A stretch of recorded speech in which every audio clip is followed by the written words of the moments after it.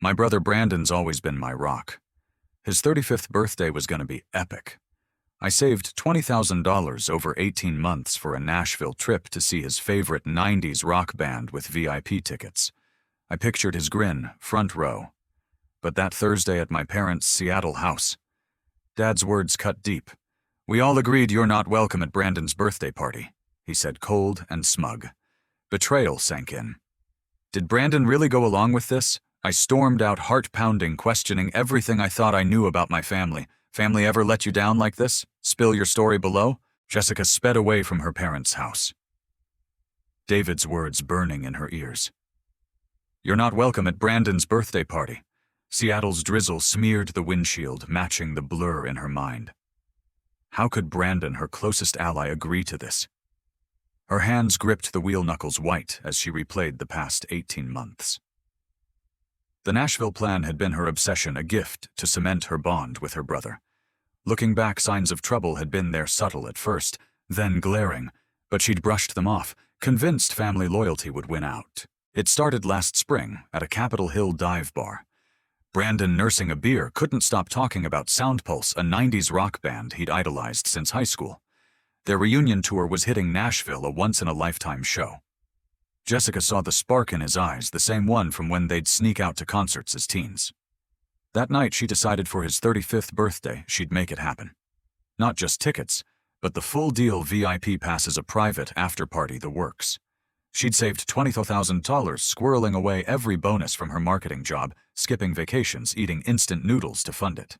Jessica threw herself into planning. She scoured ticket sites, snagging front-row seats the second they dropped. She called Nashville venues, booking a rooftop bar for the after-party, picturing Brandon toasting under string lights. She even tracked down SoundPulse's tour manager, securing a meet and greet. Every detail felt like a love letter to her brother. Brandon was thrilled when she first told him over dinner at their favorite taco joint. "You're serious, VIP for SoundPulse," he'd said, grinning ear to ear. "You're insane, Jess." His excitement fueled her, made the late nights worth it. But not everyone shared the vibe. Jessica's father, David, was the first to throw shade. At a family barbecue last summer, she mentioned the Nashville plan. David's face tightened. A concert. At his age, a backyard party's more practical. He said, flipping burgers like he was slamming the idea shut. Jessica laughed it off, thinking he'd come around. Her mother, Lisa, was quieter, but no less dismissive. "Sounds expensive," she murmured, eyes on her phone. Jessica expected pushback. David always liked things his way, but she figured they'd see how much it meant to Brandon. The cracks deepened over time. Jessica tried to nail down details with Brandon, texting him flight options and party menus. His replies got slower, vaguer. "Sounds good, you pick," he'd text, or nothing at all for days. She chalked it up to his busy job as a software engineer. But then came the family dinners, where David would steer the conversation away from Nashville. "Brandon's birthday should be local," he'd say, cutting Jessica off mid-sentence. Lisa would nod, avoiding Jessica's gaze. It felt like a coordinated effort, but Jessica told herself she was paranoid. By fall, Jessica's apartment was a war room of planning. Concert tickets were taped to her fridge, Nashville maps marked with bars and restaurants covered her coffee table. She'd spent hours on calls with the venue, confirming the after-party setup, craft beers, a playlist of Brandon's favorites, even a custom cake shaped like a guitar. She imagined Brandon's face when he saw it all. But the more she planned, the more her family pulled back. David started scheduling important family events whenever Jessica wanted to discuss the trip. "Oh, I forgot you were coming over," he'd say, ushering in neighbors for a random game night, as Jessica stood there with her itinerary. Lisa's behavior was weirder. She'd ask practical questions. "What if it rains? Have you thought about hotels?" But her tone was off, like she was humoring Jessica. Once Jessica caught her exchanging a look with David when she mentioned the meet and greet. It wasn't support. It was something else, something guarded. Jessica pushed forward, telling herself this was for Brandon. He'd love it. And that's what mattered. Brandon's distance hurt the most. He stopped asking about the trip, dodging her calls with excuses about work. When they did talk, he seemed distracted, like he was holding something back. Jessica wondered if he was stressed, maybe fighting with his wife Megan. She tried asking Megan, who was usually the peacemaker. "I'm sure it'll be great," Megan said, but her smile didn't reach her eyes. Jessica felt a knot in her stomach. Was Brandon having second thoughts? By early 2025, with Brandon's March birthday looming, Jessica took time off work to finalize everything. She'd booked flights, reserved a block of hotel rooms, and even designed custom SoundPulse t-shirts for the after-party. The venue sent her photos of the rooftop setup, and she teared up imagining Brandon there surrounded by friends living his teenage dream. She sent him a picture of the tickets, expecting his usual enthusiasm. His reply was a single emoji, a thumbs up. "No call, no, this is awesome. Just a damn thumbs up." Jessica couldn't ignore the red flags anymore. David's comments grew sharper. "Brandon doesn't need some extravagant trip," he said one Sunday over dinner, his voice laced with something close to anger. Lisa chimed in. A local party would be easier for everyone. Everyone except Brandon, Jessica thought, but she bit her tongue. She tried talking to Brandon alone driving to his place one evening. He was polite but distant, saying work was crazy and he trusted her to handle the plans. His eyes didn't meet hers. The final straw came a week before that disastrous Thursday. Jessica called a family meeting to lock in travel details. She arrived at her parents' house with a binder of reservations ready to rally everyone. David answered the door, his face unreadable. "We're busy tonight," he said, gesturing to a group of neighbors in the living room, laughing over wine. Lisa appeared, offering a week, maybe next week. No one mentioned Brandon's birthday. Jessica left her binder untouched, feeling like an outsider in her own family. Driving home that night, Jessica's mind raced. Had she misread Brandon's excitement? Was David right? Maybe a concert was too much? But Brandon's grin at that taco joint, his stories about SoundPulse weren't fake. Something was off, and it wasn't her plan. David's control, Lisa's silence, Brandon's withdrawal, it added up to something she couldn't name. She thought about confronting them, but fear stopped her. What if Brandon really didn't want her there? By the time Jessica pulled into her apartment after that Thursday showdown, she was done guessing. David's words weren't just cruel, they were a challenge. If Brandon was in on this, she needed to hear it from him. If not, someone was lying and she'd find out who. She grabbed her phone, scrolling through months of texts looking for clues. A message from Ryan, Brandon's old college buddy, caught her eye. Sent a week ago, it was short. "Hey, you still doing the Nashville thing? Brandon's acting weird." Jessica's pulse quickened. Ryan knew something. She needed to talk to him, and soon. Jessica sat in her dimly lit Seattle apartment, staring at Ryan's text. "Hey, you still doing the Nashville thing? Brandon's acting weird." The words glowed on her phone, a lifeline in the chaos that had consumed her since her father's bombshell a week ago. "You're not welcome at Brandon's birthday party." The sting of those words hadn't faded, but Ryan's message sparked something, hope maybe, or just raw determination. If Brandon was acting weird, someone was lying and Jessica needed to know who. She typed a quick reply to Ryan asking to meet, then grabbed her keys. She couldn't sit still any longer. Answers were out there, and she'd find them. The drive to her parents' house felt like a march to battle. Jessica's mind churned, replaying the past months of planning Brandon's 35th birthday. The Nashville trip, VIP tickets to SoundPulse, a rooftop after-party had been her way of giving her brother something unforgettable. But David's cold dismissal, Lisa's silence, and Brandon's distance had turned her dream into a nightmare. Ryan's text was the first clue that maybe Brandon wasn't in on the betrayal. Maybe David was pulling strings she couldn't yet see. As Jessica turned onto her parents' quiet street, her stomach dropped. Cars lined both sides, familiar ones. Aunt Karen's red SUV, Uncle Mark's beat-up truck, even Megan's sleek sedan. The house, a tidy craftsman in Queen Anne, glowed with warm light, its windows framing a crowd inside. Laughter spilled out sharp against the chilly March evening. Jessica parked a block away, her breath shallow. No one had told her about a gathering. She clutched her phone, Ryan's text still open, and walked toward the house, each step heavier than the last. Through the front window, Jessica saw a scene straight out of a family sitcom, except she wasn't in it. Aunt Karen was hanging a banner that read, "Brandon's 35th birthday, bash March 15th. Uncle Mark chatted with a caterer, pointing at a stack of menus. Megan stood by the dining table addressing envelopes invitations. Jessica realized her chest tightening. The room buzzed with relatives and friends, all part of a celebration she'd been cut out of. Her own brother's birthday planned without a word to her. Jessica knocked on the door, her hand trembling. She could have used her key, but she felt like a stranger now. Her cousin Sarah opened it, her smile faltering.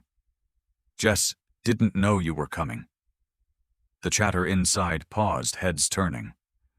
Jessica stepped into the entryway, scanning the room. No Brandon, no David, just a sea of awkward glances. "What's all this?" she asked, her voice steadier than she felt, gesturing at the banner. Karen hurried over, a roll of streamers in hand. "Oh, just some planning for Brandon's big day," she said too brightly. "You know, a proper party." Jessica's eyes narrowed. "Proper. I've been planning Nashville for a year and a half. Nobody said anything about a local party." Karen's face reddened, and she mumbled something about checking the decorations, slipping away. The room grew quieter, the air thick with unspoken tension. Lisa emerged from the kitchen, a tray of coffee mugs in her hands. She froze when she saw Jessica, her expression a mix of guilt and annoyance. "Jessica," she said, setting the tray down. "We weren't expecting you." The words echoed David's from a week ago, and Jessica's anger flared.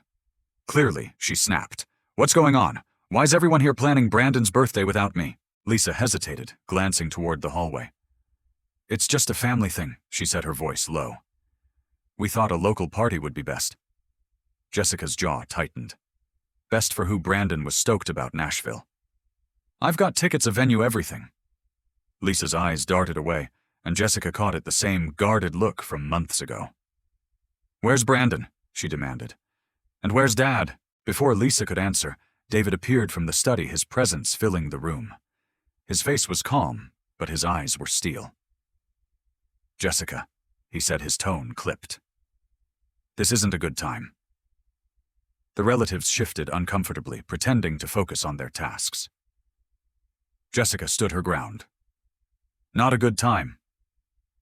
You're planning my brother's birthday, and I'm not invited. I deserve to know why." David crossed his arms. "We've been over this. You're not welcome at Brandon's party. It's what we all agreed." The words hit like a slap, worse the second time. Jessica's voice rose, trembling with hurt. "All including Brandon? Because last I checked he was excited about Nashville, or did you decide for him?" The room went silent, every eye on them. Lisa stared at the floor. Megan clutched an envelope, her knuckles white. David's jaw twitched, but his voice stayed cold. "Brandon's turning 35, not 21. He doesn't need some over-the-top concert trip. A family party here with people who care about him is what he wants." The implication that Jessica wasn't one of those people cut deep. She fought back tears, her voice shaking. "I've spent $20,000 on this. 18 months. You think I don't care? I've talked to him, planned every detail for him." "Then why's he not here defending your plan?" David shot back. The question landed like a punch. Jessica opened her mouth, but no words came. Was Brandon really okay with this? Had she misread everything? David stepped closer, lowering his voice. "You always think you know best, Jessica. Always trying to outshine everyone. This is about Brandon, not you." The accusation stung, but Jessica caught a flicker of something in David's eyes. Anger, yes, but also fear. Fear of what she straightened, refusing to back down. "If this is about Brandon, let me talk to him." "Where is he?" David's expression hardened. "He's out. Work stuff. You'll see him at the party if we decide to invite you." The "if" was a knife twist, and Jessica's resolve cracked. Lisa stepped forward, her voice soft. "Maybe we can talk later, Jess. This isn't the place." Jessica looked at her mother, searching for an ally, but Lisa's eyes were pleading, not supportive. The relatives watched, some whispering, others avoiding her gaze. Even Megan, usually warm, stayed silent. Jessica felt the walls closing in her place in the family, shrinking to nothing. "I've put everything into this," Jessica said, her voice breaking. "The tickets, the after-party, all of it. For Brandon. and you're telling me he doesn't want it." David's silence was answer enough. She turned to the room, her eyes blazing. "Does anyone here know what Brandon actually wants? Or are you all just following Dad's orders?" No one spoke. Aunt Karen busied herself with the banner. Uncle Mark coughed, looking away. Jessica's phone buzzed in her pocket. She ignored it, but the vibration felt like a lifeline. She backed toward the door, her voice low but firm. "Fine. If this is how it's going to be, I'm done." She walked out the door, slamming behind her. The cold air hit her face, but it couldn't numb the pain. In her car, she checked her phone. Another text from Ryan, "Meet me at the Rusty Anchor. Got something you need to hear." Jessica's heart raced. Ryan knew something, and it wasn't just about Brandon acting weird. She started the engine, her mind spinning. David's control, Lisa's silence, the family's complicity. It all pointed to a truth she hadn't seen. Whatever Ryan had to say, it could change everything. She pulled onto the street, the house's warm lights fading in her rearview mirror, a symbol of a family she no longer recognized. Jessica's car roared through Seattle's rain-slicked streets, the city lights streaking past like her racing thoughts. Ryan's text, "Meet me at the Rusty Anchor. Got something you need to hear," burned in her mind. After the gut punch of her family's betrayal at her parents' house, where David had declared her unwelcome at Brandon's 35th birthday party, she was done with guesses. The family meeting, the banner, the invitations all planned behind her back, had left her reeling. Ryan's message was a lifeline, a chance to uncover what her father was hiding. She gripped the wheel, her resolve hardening. Whatever truth waited at that bar, she was ready to face it. The Rusty Anchor was a dive bar in Fremont, all chipped wood and neon signs smelling of stale beer and fried food. Jessica spotted Ryan at a corner booth, his lanky frame hunched over a pint. He looked up as she approached, his usual easy grin replaced by something serious. "Jess," he said, sliding a second beer her way, "you look like hell." She didn't smile, just sat down and cut to the chase. "What's going on with Brandon? Your text said he's acting weird." Ryan leaned back, running a hand through his messy hair. "It's not just Brandon. It's your dad. He's been feeding everyone a load of crap." Jessica's pulse quickened, but she stayed silent, letting him talk. Ryan took a swig of his beer, then lowered his voice. "A couple weeks ago, Brandon told me you were planning this big Nashville thing for his birthday. SoundPulse VIP tickets, the whole deal. He was pumped, couldn't stop talking about it. Then, out of nowhere, he clammed up. Said the plan was off, that you were too busy with work to deal with his birthday." Jessica's stomach twisted. "Too busy? I've been planning this for 18 months. I've got $20,000 tied up in tickets, a venue, everything." Brandon knew that. Ryan nodded, his eyes steady. "Yeah, that's what I thought. It didn't add up. So I pushed him, and he let slip that your dad told him you bailed. Said you didn't want to be part of any birthday stuff, that you were focused on your career or some nonsense." The words hit like a slap. Jessica's mind raced back to Brandon's distant texts, his thumbs-up replies, his avoidance. She'd thought he was stressed, maybe pulling away, but this David had lied to her brother, painted her as the one abandoning him. "Why would Dad do that?" she asked, her voice tight. Ryan shrugged, but his expression was grim. "That's not the worst of it. I overheard your dad talking to Lisa at a poker night last week.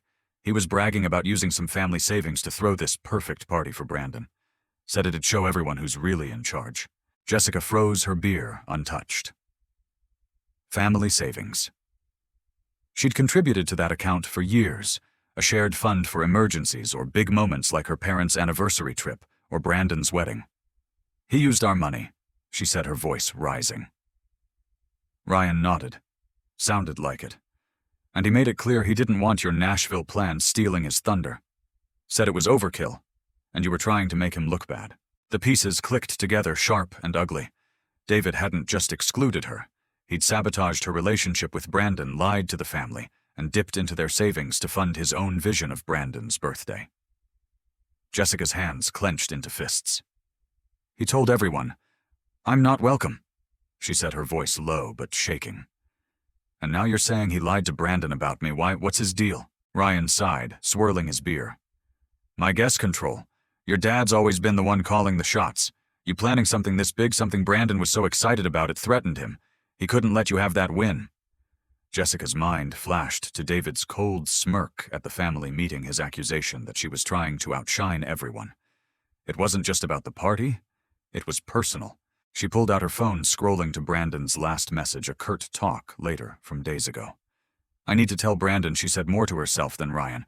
He thinks I ditched him. Ryan held up a hand. Hold on. If you go at him now, he might not believe you. Your dad's got him wrapped around his finger. You need proof. Jessica's eyes narrowed. Proof. Like what Ryan leaned in. Check the savings account. If David took money, there'll be a trail. And talk to Lisa. She's been quiet, but I bet she knows more than she's letting on. Jessica nodded, her mind already racing. The bank app, she could access the family account, and Lisa, with her evasive glances, might crack if pressed. But first she needed to see Brandon to hear his side. She texted him, "We need to talk. Now. About your birthday." No reply came, but she wasn't waiting. She thanked Ryan, left a 20 on the table, and headed out into the rain. At Brandon's condo in Ballard, Jessica pounded on the door. Megan answered, her face softening with concern. "Jess, it's late." Jessica didn't waste time. "Is Brandon here? It's important." Megan hesitated, then stepped aside. Brandon was on the couch, a laptop open, looking exhausted. He frowned when he saw her. "What's up? I'm swamped with work." Jessica didn't sit. "Did you tell Dad you didn't want me at your birthday?" "That I was too busy." Brandon's frown deepened. "What?" "No. Dad said you didn't want to come. That you were slammed with some big project and didn't have time for my party." His voice was flat, but there was hurt in his eyes. Jessica's heart sank.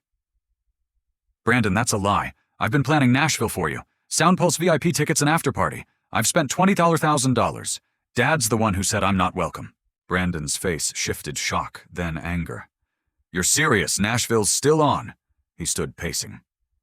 "Dad told me weeks ago you backed out. Said you didn't care about my birthday, that a local party was better." Jessica's voice trembled. "He lied. To you, to me, to everyone. And Ryan says he's using our family savings to fund his party." Brandon stopped, his jaw tight. "Our savings? That's for emergencies, not some ego trip." Megan, silent until now, spoke up. "I heard David talking to Lisa about money last week. He said the party would set things right. I didn't know what he meant, but it sounded off." Jessica turned to her. "Why didn't you say anything?" Megan's cheeks flushed. "I thought it was just family stuff. I didn't know he was lying about you." Brandon ran a hand through his hair. "This is messed up. Why would Dad do this?" Jessica had her theories, Ryan's talk of control, David's fear of being outdone, but she needed facts. "I'm checking the savings account," she said, pulling up the bank app. Her fingers shook as she logged in. The balance was $15,000 lower than last month, with a withdrawal labeled event expenses. No approval, no discussion. "He took it," she whispered, showing Brandon the screen. His face darkened. "That's our money. Yours, mine, Mom's." Brandon grabbed his phone, dialing Lisa. She answered on the third ring, her voice hesitant. "Brandon. It's late." He didn't hold back. "Mom, did you know Dad took money from our savings for my party, and that he lied about Jess bailing on my birthday?" Silence stretched, then Lisa's voice, barely audible. I didn't know about the money. But the party. David said it was what you wanted." Jessica's blood boiled. "Mom, he told me I'm not welcome. He's been lying to everyone." Lisa's breath hitched. "I thought you were too busy, Jess." David said. Brandon cut her off. "Enough. We're talking to Dad, tomorrow, all of us." He hung up, his eyes meeting Jessica's.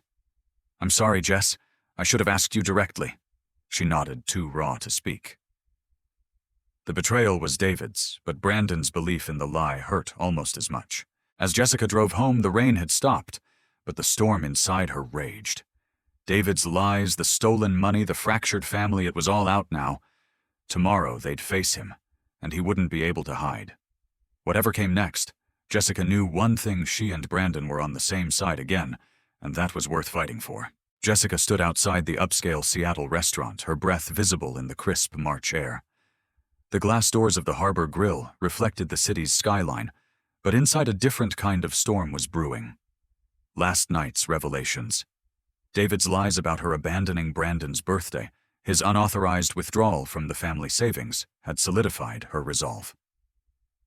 She glanced at Brandon, his jaw set, and Lisa, whose nervous fidgeting betrayed her unease. They were here to confront David, to unravel the web of deceit that had fractured their family.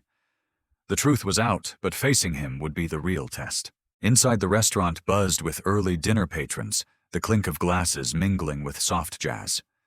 David sat at a reserved table near the back, his posture rigid, a glass of scotch in hand. He looked up as Jessica, Brandon, and Lisa approached, his expression unreadable. "What's this?" he asked, his voice calm but guarded, gesturing to the trio. "A family intervention." Jessica didn't sit, her eyes locked on his. "We know what you've been doing, Dad," she said, her voice steady, despite the anger churning inside her. "You lied to Brandon about me. You used our family savings for your party, and you made sure I was cut out." David's smirk faltered, but he leaned back, swirling his drink. "You're being dramatic, Jessica. This is about Brandon's birthday, not your feelings." Brandon stepped forward, his voice sharp. "Don't play that card, Dad. You told me Jess bailed on my birthday, that she didn't care. She's been planning a Nashville trip for me, SoundPulse VIP tickets, $20,000 of her own money. You knew, and you sabotaged it." David's eyes flickered, but he shrugged. "I did what was best. A local party suits everyone." Jessica's plan was excessive, impractical. Lisa, clutching her purse, spoke up, her voice trembling. "David, you didn't tell me about Nashville. You said Jessica was too busy, that she didn't want to be involved, and the savings, $15,000 gone without a word to us." Her words hung heavy, and David's composure slipped, his fingers tightening around the glass. "It's my family, Lisa. I decide what's right." Jessica's anger boiled over. "Your family? You lied to Brandon, to Mom, to everyone, just to control this. You told them I'm not welcome at his party. Why, what did I do to you?" The restaurant's hum faded, nearby tables glancing their way. David's eyes narrowed, but he didn't answer. Jessica pressed on. "Ryan heard you bragging about using our money to show who's in charge." "This isn't about Brandon. It's about you." David slammed his glass down, the sound cutting through the tension. "You want the truth? Fine. You've always been too much, Jessica. Always pushing, always needing to be the hero. That Nashville plan. It was you showing off, making me look small. I wasn't going to let you take over my son's birthday." His voice was venomous, the words slicing through Jessica like glass. Brandon's face darkened. "Your son. I'm not your property, Dad. Jess was doing this for me because she knows me. You didn't even ask what I wanted." David's gaze shifted to him, a mix of anger and something softer, regret maybe. "I know what's best for you, Brandon. A concert halfway across the country. At your age, it's reckless. I gave you a real celebration." Lisa's voice broke the standoff, quiet but firm. "You didn't give him anything, David. You took our money, lied to us, and pushed Jessica out. For what?" "To prove you're in control." David's eyes darted to her, betrayed.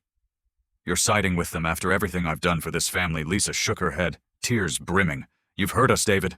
All of us." Jessica's chest tightened, the weight of her father's words sinking in. This wasn't just about control, it was deeper, personal. She saw it now in the way David's shoulders tensed, the way he avoided her gaze. "You're jealous," she said, the realization hitting her. "Of me and Brandon. You've always hated how close we are, how he trusts me. You couldn't stand me giving him something you couldn't." David's silence was deafening. The restaurant seemed to hold its breath, the air thick with unspoken truths. Then he spoke, his voice low, almost a whisper. "You think you're so perfect, don't you? Always the favorite, always stealing the spotlight. When Brandon was a kid, I tried planning something big for him, a camping trip, just us guys. It fell apart, weather, work, whatever. He never forgot it. And now you swoop in with your fancy concert, making me look like a failure again." The confession stunned Jessica. Brandon's eyes widened, memories surfacing. "That camping trip, I was 10. I didn't care that it got canceled. I just wanted to spend time with you." His voice cracked raw with emotion. "You didn't have to lie about Jess to make yourself feel better." Lisa reached for Brandon's hand, her face etched with pain. "David, why didn't you tell us we could have worked through it?" David looked away, his bravado crumbling. "I didn't want to be the dad who screws up. Not again." The admission hung between them, fragile and heavy. Jessica's anger wavered, mingling with pity. Her father wasn't a monster, just a man haunted by his own failures, lashing out to protect a fragile ego. But pity didn't erase the hurt, the lies, the stolen money. "We're not kids anymore," Jessica said, her voice firm. "You don't get to control us or rewrite our relationships. You owe Brandon an apology, and Mom. And me." David's eyes met hers, conflicted. He opened his mouth, then closed it, the fight draining out of him. Brandon spoke, his tone resolute. "And you're paying back the savings, every cent. This party you're throwing, it's not happening unless Jess is there." Lisa nodded, her voice steadier now. "We're doing this as a family, David. No more secrets." David's shoulders slumped, the weight of their united front pressing down. He stared into his empty glass, then muttered, "I'll think about it." Jessica shook her head. "No thinking. You decide now or we're done here." The ultimatum hung in the air, bold and final. After a long pause, David sighed, his voice barely audible. "Fine. The party's off unless you're in, Jessica. And I'll see someone, a therapist maybe." The words were reluctant, but they were a start. Jessica exchanged a glance with Brandon, a silent agreement that this wasn't forgiveness, not yet, but a step toward accountability. Lisa's eyes glistened, relief mixing with exhaustion. Jessica felt a spark of hope, but it was tempered by reality. David's jealousy, his need for control, wouldn't vanish overnight. Still, the truth was out, and the family was no longer his to manipulate. "What about Nashville?" she asked, her voice softer. "I canceled everything, but I can try to rebuild it. For Brandon." Brandon's face lit up, the first real smile she'd seen in weeks. "You'd do that after all this?" "It's your birthday," Jessica said simply. "You deserve it." David shifted uncomfortably, but didn't object. Lisa squeezed Jessica's arm, a small gesture of support. The restaurant's noise crept back, the world resuming around them. They weren't healed, not by a long shot, but they were talking, facing the mess together. As they left the Harbor Grill, Jessica's mind turned to Nashville. The tickets were gone, the venue released, but she knew the tour schedule, the contacts. She could make it work, smaller maybe, but just as meaningful. She and Brandon walked ahead, already tossing around ideas, while Lisa and David trailed behind, their silence heavy, but not hostile. The confrontation had cracked open something raw, but it was a start, a chance to rebuild if they were all willing to try. Jessica's Seattle apartment was a flurry of activity, her laptop open to flight bookings, her phone buzzing with venue confirmations. After the raw confrontation at the Harbor Grill, where David's jealousy and lies had been laid bare, the air felt lighter, but not clear. His reluctant promise to seek therapy and include Jessica in Brandon's birthday hadn't erased the hurt, but it had given her purpose. She was rebuilding the Nashville trip, smaller than her original $20,000 vision, but just as heartfelt. Brandon's smile, the one she'd pictured front row at SoundPulse's concert, was her North Star now. The family was fractured, but this trip could be the first step toward mending it. In the weeks following the showdown, Jessica threw herself into salvaging the plan. The original VIP tickets were gone, snapped up after her cancellation, but she scored solid seats through a fan forum, still close enough to feel the music. The rooftop after-party was replaced with a private dinner at a Nashville dive bar, the Rusty Tankard, with craft beers and a jukebox loaded with 90s rock. She couldn't swing the meet and greet, but she'd tracked down a signed SoundPulse setlist for Brandon, a personal touch. Every call, every compromise was a reminder of why she'd started this for her brother, her rock. Brandon was on board, his enthusiasm infectious. He'd swing by her apartment after work, tossing out ideas for the trip. "We gotta hit a honky-tonk," he'd say, grinning, already planning their Nashville nights. Jessica saw the old Brandon again, the one who'd blast music with her as teens, not the distant figure David's lies had created. But the shadow of their father's betrayal lingered. Brandon's guilt over believing Jessica had bailed ran deep, and he'd apologize out of nowhere, his voice heavy. "I should have known you'd never do that," he said once, staring at the floor. Jessica just hugged him. Words couldn't undo the past, but they were moving forward. Lisa was trying too. She'd call Jessica to check in, her voice less guarded. She'd even helped research Nashville hotels, a small but real effort to reconnect. David was another story. He'd started therapy, but his presence at family dinners was quiet, almost withdrawn. He'd repaid the $15,000 to the family account, a grudging step, but hadn't apologized outright. Jessica didn't expect miracles. His insecurities ran decades deep, but she watched him waiting for a sign he meant to change. By March 14th, Jessica and Brandon boarded a flight to Nashville. The city greeted them with warm spring air and the twang of live music spilling from Broadway bars.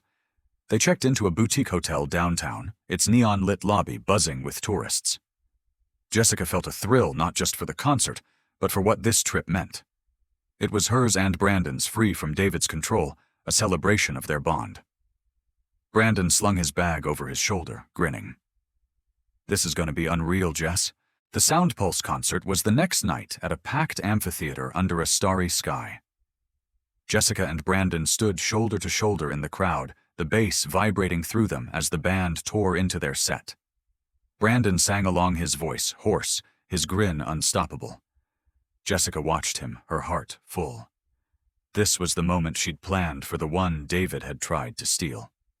When the band played Brandon's favorite song, Midnight Run, he grabbed her arm, shouting the lyrics. For those 3 minutes, the world was just them, siblings bound by music and memory. After the show, they headed to the Rusty Tankard for dinner. Ryan had flown in a surprise Jessica had arranged. He greeted them with a bear hug, his college buddy energy unchanged. Over burgers and beers, they swapped stories, old concerts, teenage pranks, the time Brandon snuck Jessica into a club at 16. Ryan raised a glass. To Jess for pulling this off despite everything. Brandon clinked his bottle, his eyes soft. To my sister, who never gave up on me. Jessica's throat tightened, and she hid her tears behind a sip. The night stretched on the jukebox, playing SoundPulse hits. Jessica gave Brandon the signed set list wrapped in a simple frame. His jaw dropped. "How'd you even—" She shrugged, smiling. "Had to make this birthday count."